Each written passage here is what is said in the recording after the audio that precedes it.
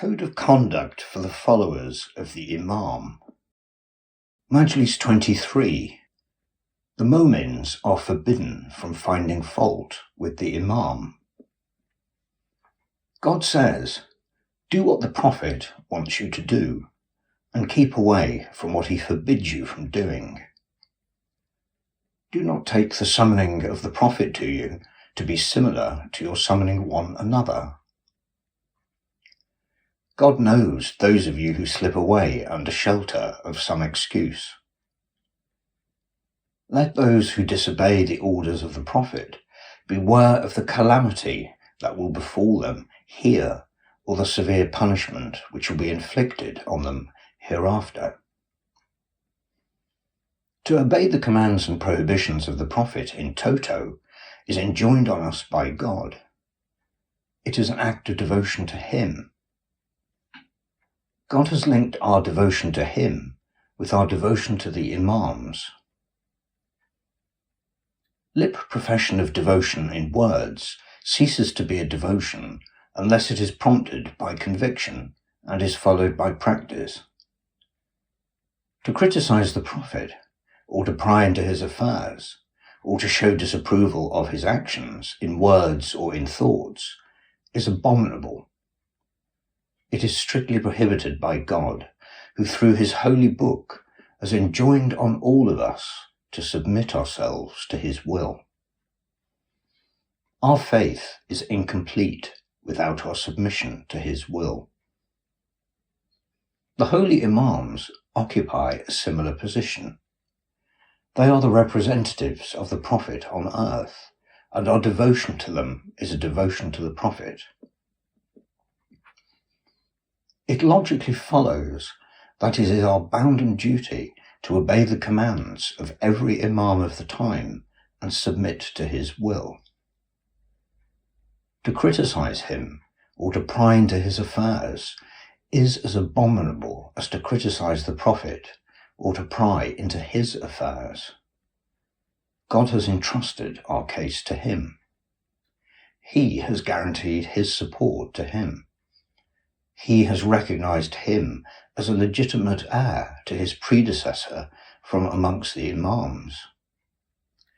He has conferred on him his highest favors and is always ready to help him when he needs his help. The Imam looks at things with the light of God and does what he does with the help of God. Whatever he does, and in whatever age he does well because he is guided by God. He does things which suit the requirements of the times, and says things which are appropriate for the occasion, and he treats people as they ought to be treated. All his activities are well planned and are in tune with his surroundings.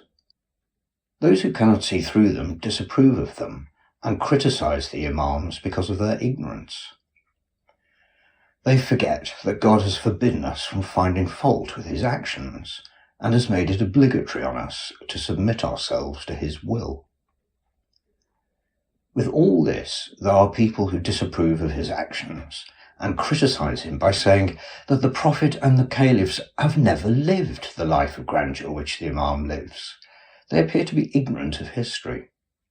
They are not aware of what God says in the Holy Quran about a large kingdom which was granted to the prophets like Joseph, David, and Solomon. They know nothing of the various blessings of this world which God had conferred on the prophets and the Imams. Imam Jafar says, a certain prophet used to sit on a throne studded with jewels, with a circular canopy interlaced with golden threads made after the pattern of the throne which was used by Pharaoh. It was from this elevated seat of grandeur that he used to decide the disputes among the people according to the Book of God. The Holy Quran says, say who has forbidden the beautiful gifts of God, which he has produced for his servants, and the things clean and pure, which he has provided for sustenance. Say they are in the life of this world for those who believe, and purely for them on the day of judgment. We must bear in mind that in the eyes of the Imams, this world is more contemptible than a particle of dust.